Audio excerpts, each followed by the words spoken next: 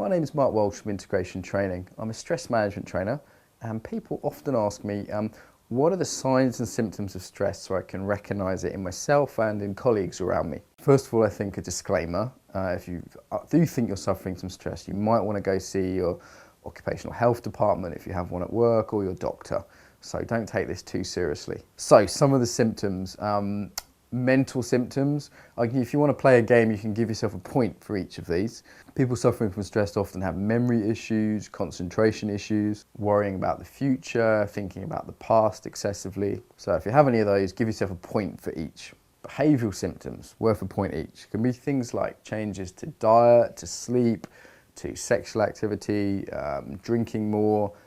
It could also be less of any of these things. This is the interesting thing with stress is people react in different ways, so you need to be careful of that. Someone might sleep in when they're stressed, someone else might not be able to sleep at all, for example. Physical symptoms of stress. So there might be the direct things related to stress, like beating heart or red face, related to anxiety symptoms. And there can also be a lot of psychosomatic illnesses. So these are illnesses such as frequent flus and colds, cold sores, stomach aches, diarrhea, muscle aches and pains.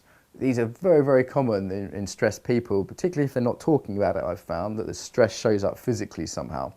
The exact nature will be different for each person. Emotional symptoms, point for each of these again.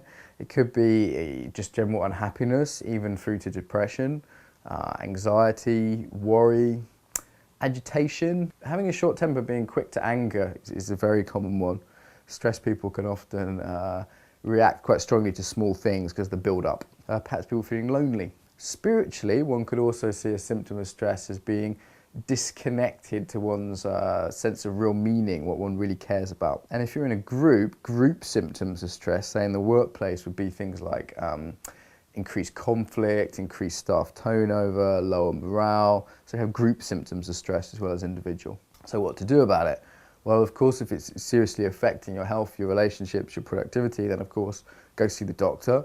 Go to see occupational health if you have that department. For now, here's some free tips. So there's a video, I'll link to this, which are some free stress tips that you can just have straight away. Of course, if you're looking for training or one-on-one coaching, then give me a call. It's mark@integrationtraining.co.uk on the email, or contact us through the website linked below. Thank you.